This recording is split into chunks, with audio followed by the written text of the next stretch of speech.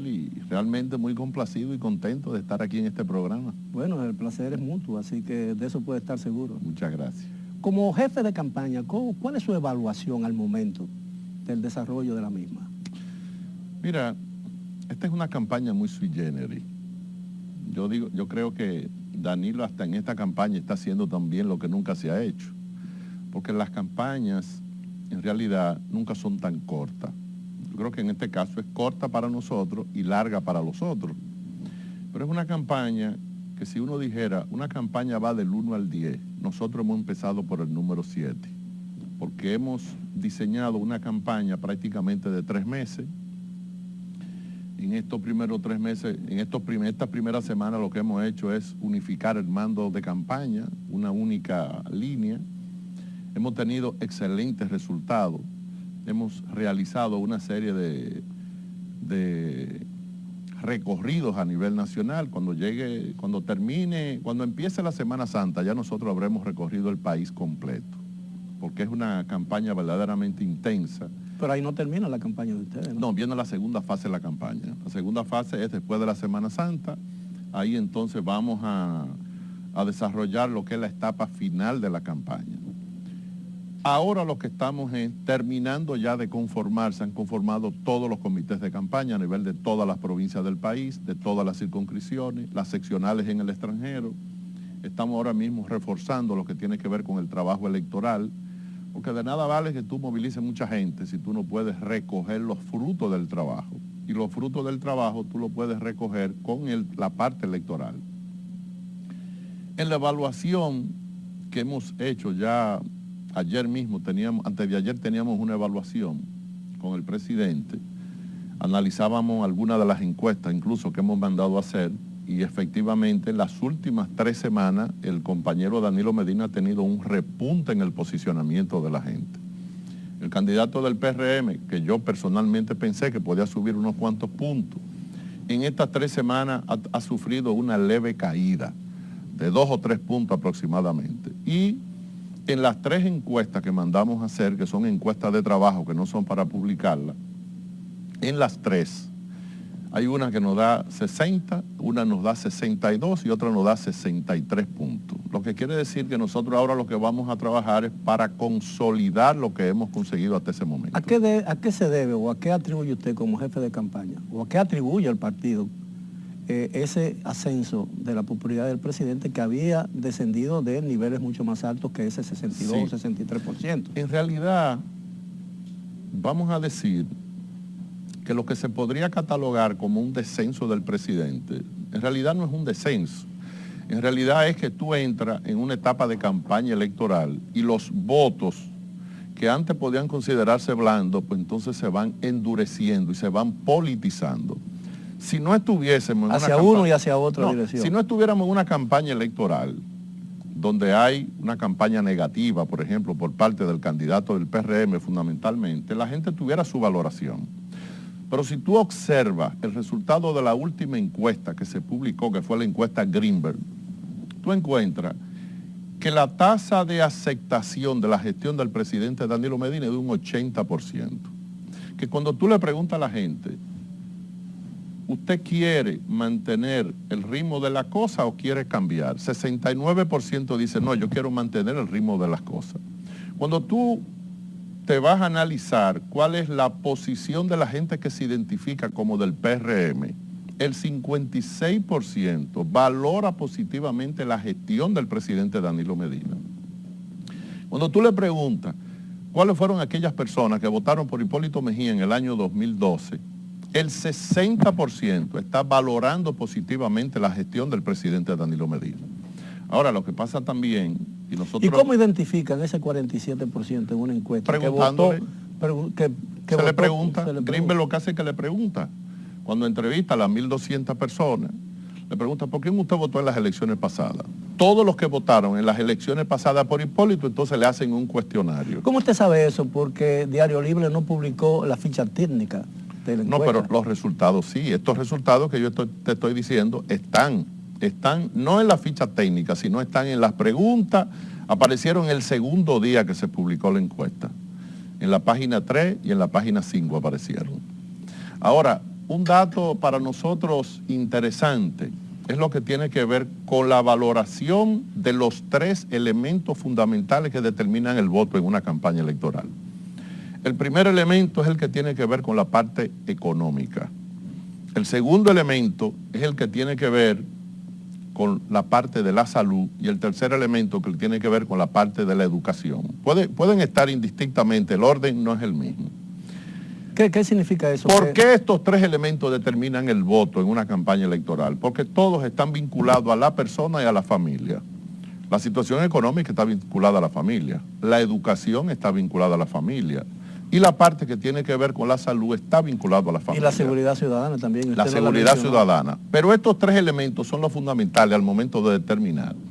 Cuando tú le preguntas, el promedio de la valoración de estos 3 elementos es 62% positivo, 28% negativo. Y fíjate que ese promedio prácticamente es lo que nos está dando las encuestas que nosotros estamos haciendo. ¿Cuál es el ángulo vulnerable de la candidatura del licenciado Medina? No se lo puedo decir. ¿Por qué? Porque me están viendo la gente del PRM. ¿Cuáles son los puntos fuertes entonces?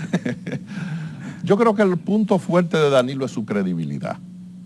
Es su credibilidad, el ejercicio del gobierno, el hecho de que un 80% en plena campaña electoral tenga una valoración positiva de gobierno, yo diría que esa es su fortaleza. Es su fortaleza el hecho de que el programa de las Naciones Unidas, de que el Banco Mundial, sean ellos que digan que en la gestión del 15 de septiembre del 2012 al 15 de septiembre del 2015, salieron de la pobreza 950.192 personas. No son datos de nosotros, son datos del PNUD y del Banco Mundial. Bueno, por lo regular, los organismos internacionales hacen su pronóstico o hacen sus análisis en base a los insumos que le ofrecen el país en cuestión, ¿no? Sí, pero cuando son negativos y se toman en consideración esos mismos datos.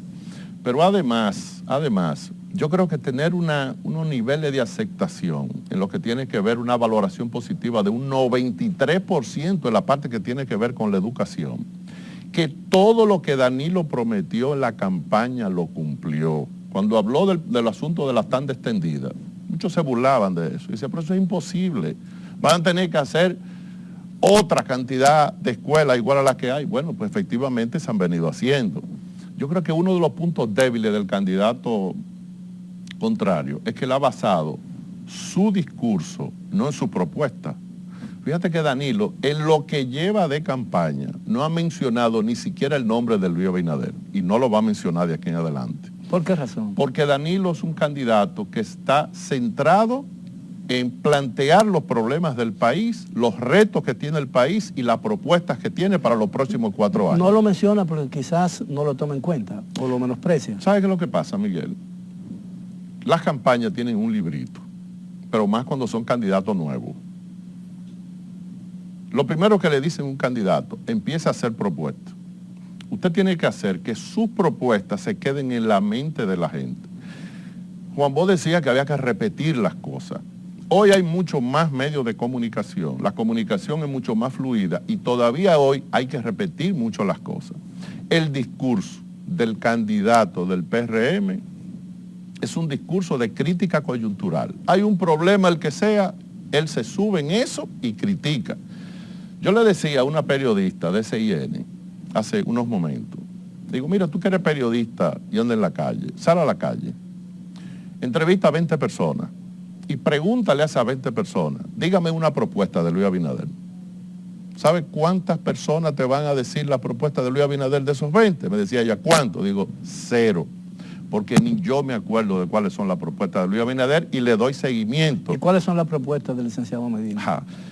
La propuesta del licenciado Danilo Medina tienen que ver, bueno, con la parte de la educación, seguir trabajando y fortaleciendo la parte de la educación. La parte de la salud, en los próximos 4 años, la idea que tiene el presidente Danilo Medina es seguir interviniendo positivamente para mejorar el sistema de salud. Ahora, para no ser demagogo, vamos a decir, el presidente Danilo Medina próximamente va a presentar un esquema de cuáles son los planteamientos del programa de gobierno que va a ejecutar en los próximos 4 años. Cuando nosotros le preguntamos a la gente en grupos focales, cuando le hacemos encuestas y en la misma calle, la gente dice que lo que Danilo promete, Danilo lo cumple. En estos días, Miguel, yo me reía, porque el candidato del PRM, yo no sé si por equivocación o porque quiere criticarlo todo, o por desconocimiento también, porque en el candidato del PRM el factor desconocimiento del Estado está presente en todas sus fases. Él estaba criticando, dentro de las cosas que Danilo Medina no había cumplido, y él decía, no ha cumplido con la carretera Cibao Sur. Y ahí está, no se ha hecho nada entre Santiago y San Juan de la Maguana. Él no sabía que la carretera Cibao Sur está ejecutada ya entre un 85 y un 90%, se refiere a la de Piedra Blanca, que es la carretera que va de Monseñor Noera al cruce de Ocoa, que va de Piedra Blanca, Las Avispas, Juan Adrián, San José de Ocoa en el cruce de Ocoa, que se hizo ahí porque ahí está el 40% de la producción de vegetales que se exportan, que hay más de 1 millón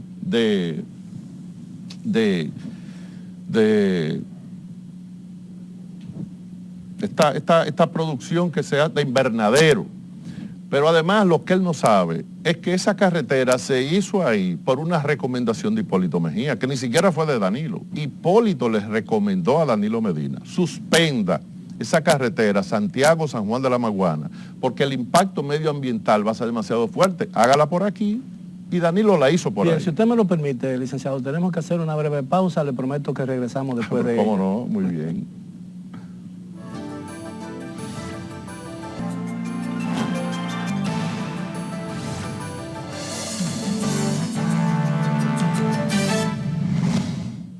Bien, continuamos conversando con el jefe de la campaña del presidente Danilo Medina y miembro también del Comité Político del Partido de la Liberación Dominicana, el licenciado Francisco Javier García.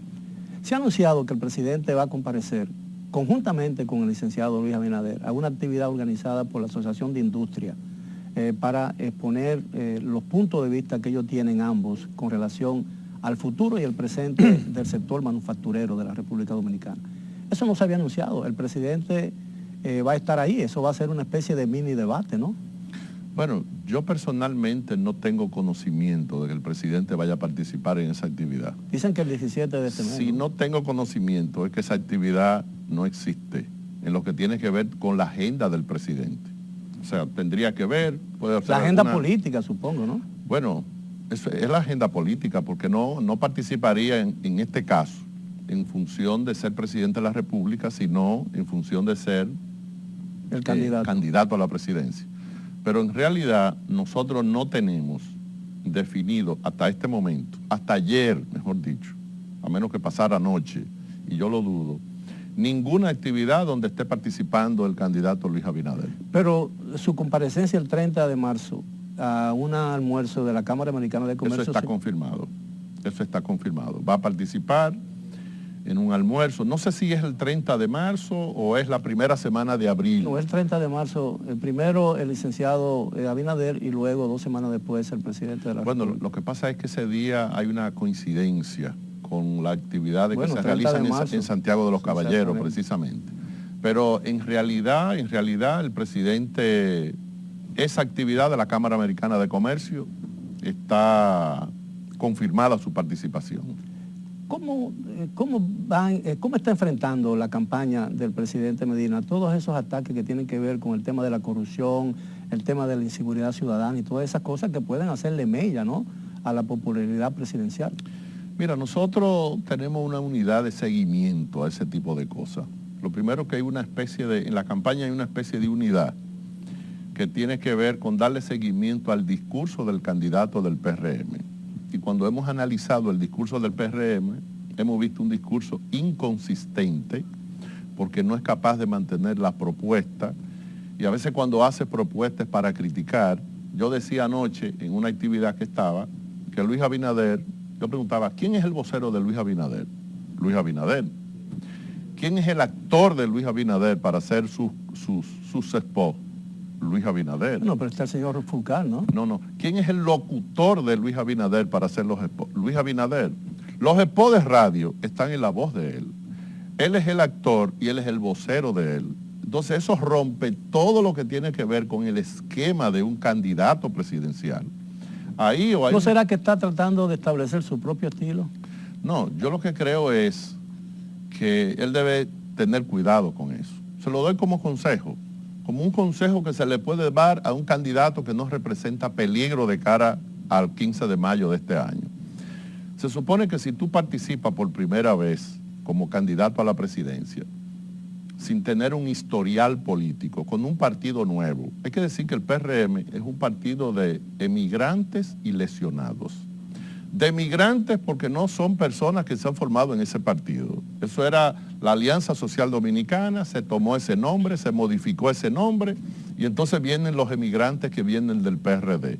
Y sus candidatos son emigrantes del PRD y personas lesionadas políticamente, no físicamente, disgustados, gente que no tuvo candidatura en otro partido, ellos lo llevan.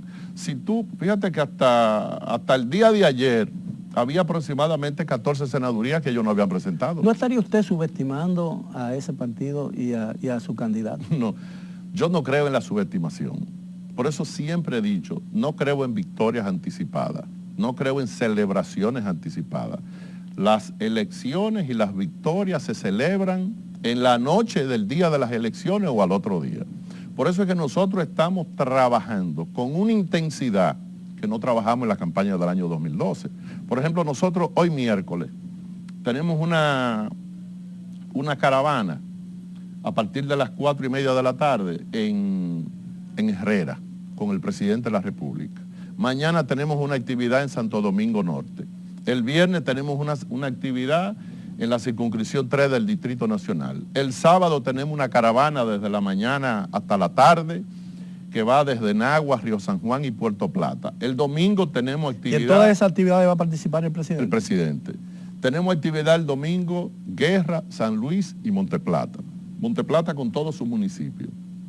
Entonces tú coger 5 días corridos para un candidato que además es presidente, día de semana en hora de la tarde, nunca en horario laborable, quiere decir que independientemente de que tú estés seguro que tú tienes ganadas las elecciones, pues tú estás trabajando de acuerdo a un programa para consolidar y aumentar, porque el techo que nosotros tenemos para crecer, de acuerdo a las encuestas nuestras y a la misma encuesta Greenberg, porque cuando la gente te dice, yo quiero que el país siga como va, y entonces Abinader dice, yo quiero que el país cambie de cómo va, el 69% quiere que el país siga como va. ¿Qué quiere decir? Que esa es tu tasa, ese es el techo hasta donde tú puedes crecer, hasta 69%. ¿Y cuál es el techo de ustedes? 69. 69. Eso es lo que yo veo. Podría equivocarme, porque los seres humanos nos podemos equivocar, podría ser más, pero 69 es el techo de crecimiento que yo veo hasta ahora. Aunque en el partido no se discute la posibilidad de un triunfo de la reelección del presidente Danilo Medina, parecería que en otras instancias del aparato estatal podría haber cambios sustanciales, por ejemplo en el Congreso y en los municipios. Nosotros hemos evaluado. Porque además un solo partido con el control total del Senado de la República no parece muy bueno para la democracia, ¿no le parece? Sí, lo bueno fuera, te digo yo, que los partidos políticos no se dividieran, porque el PRM es fruto de una división. Si el PRM no se hubiera dividido, el PRD se hubiera mantenido, aunque hubiese perdido las elecciones. Eso es lo bueno para la democracia. Lo bueno fuera que el Partido Reformista se convierte en una verdadera opción de poder. Eso es lo bueno para la democracia. Ahora, ¿qué es lo que pasa? Las malas prácticas en los partidos políticos hace que la gente se desencante de los partidos. Por ejemplo, yo digo, en el PRD, yo estoy viendo un ambiente diferente. Yo ando en la calle, veo como que ese partido tiene un aire distinto. Ojalá que el PRM se convierta también en una opción democrática y que esa opción democrática de cara hacia el futuro se convierta en una opción de propuesta para resolver problemas del país. Eso es lo que le conviene al país. ¿Qué rol debe desempeñar en este proceso electoral, en lo que queda del proceso electoral, el expresidente Fernández? Hay quienes dicen que ustedes lo quieren bien lejos del escenario. Bueno, yo te voy a decir una cosa. Leonel, para mí, desde el punto de vista político, como político, es uno de los políticos más exitosos, si no el que más de los políticos más exitosos de América Latina, porque Leonel Fernández nunca ha perdido en un proceso electoral. Cada vez que ha aspirado, Leonel ha ganado. Pero perdió el proceso interno, ¿no? ¿Cuándo? Ahora. El proceso interno en el PLD. No, pero Leonel no era candidato. Leonel no estaba aspirando a nada en ese proceso. Bueno, los compañeros... Yo espero que usted se lo crea. No, los compañeros, estoy hablando de él como persona, como candidato. Leonel no ha perdido ningún proceso. Y en este proceso, de cara a la elección del candidato presidencial, tampoco perdió. Podía tener su diferencia, pero no perdió. Ahora, como lo que estamos hablando es de campaña electoral, yo creo que el compañero Danilo y esta campaña se está dando un gran lujo teniendo un asesor como el compañero Leonel Fernández. Ahora mismo, dado el hecho de los compromisos internacionales que tenía el compañero Leonel, estamos trabajando en algunos preparativos para la integración del compañero Leonel Fernández formalmente a la campaña electoral. Los compromisos Por eso internacionales... yo le decía, si a esta gente le ha ido mal, sin que el león esté en la calle, imagínate tú cuando el león empiece a circular. Entonces, los compromisos internacionales del presidente de un partido son más importantes que la campaña de ese partido. No, lo que pasa es que tú tienes que ver las cosas en función de la estatura política de la persona. Por ejemplo, la visita a la tumba de Carlos Marx, ¿eso es un compromiso internacional? No, yo lo que creo es que él tenía compromiso allá y aprovechó para hacer una visita a la tumba de Carlos Marx. Pero su participación, por ejemplo, en las elecciones de Venezuela fue muy importante. Su participación en las elecciones del Perú es muy importante. Su participación en procesos suramericanos es muy importante. Y el hecho de que a un expresidente de la República se le llame para que presida delegaciones de supervisión electoral, yo creo que eso es lo que hace que habla bien de la democracia de la República Dominicana, incluso tomando en consideración la brillante posición que tú mismo estabas haciendo hace un rato, cuando tú hablabas de cómo la República Dominicana era realmente un referente en lo concerniente a cómo los procesos democráticos desde 1966 hasta la fecha se han desarrollado prácticamente sin ningún tipo de anormalidad. El expresidente Fernández en muchas oportunidades defendió el sistema de elección norteamericana, 2 periodos y basta, ¿no? Eso tiene una ventaja, sin lugar a dudas, y es que le pone fin a los ciclos políticos. La Constitución reformada el año pasado no prohibía la reelección, lo que prohibía era la reelección consecutiva. La indefinida estaba permitida y que parece la más perniciosa de todas porque no termina esos ciclos. Usted es un aspirante o un dirigente con potencial presidencial. Se supone que el 2020 será una oportunidad para usted, porque el presidente Medina, al término de su segundo mandato, no podrá reelegirse de acuerdo con la Constitución. Yo soy partidario de ese sistema, porque ese sistema da la posibilidad, no de que Francisco Javier sea candidato, no, eso da posibilidad al desarrollo de los nuevos liderazgos. Nos queda un minuto. De los nuevos liderazgos. Nosotros tenemos varias referencias políticas. El partido que debería tener más influencia en la República Dominicana es el Partido Reformista. Gobernó 22 años. ¿Por qué no tiene tanta influencia? Porque en el Partido Reformista era un solo candidato y fuera del doctor Joaquín Balaguer no había más. Entonces nosotros tenemos que vernos en ese espejo y entender que si el PLD ha sido un partido exitoso en procesos electorales, ha podido producir nuevos líderes. El presidente Danilo Medina también es partidario de eso. Y yo creo que esos son de los avances que el país ha ido obteniendo. Y el destino dirá el papel que le tocará desempeñar a cada uno. Bien, licenciado, muy agradable su conversación. Muchas y gracias. Le agradezco profundamente la amabilidad de haber aceptado nuestra invitación. Muchas gracias. Y esperamos tenerlo nuevamente aquí en El Despertador antes de que termine el proceso. Eso te iba a decir. Yo espero que sea antes que pasen las elecciones. Todas las veces que usted quiera. Vamos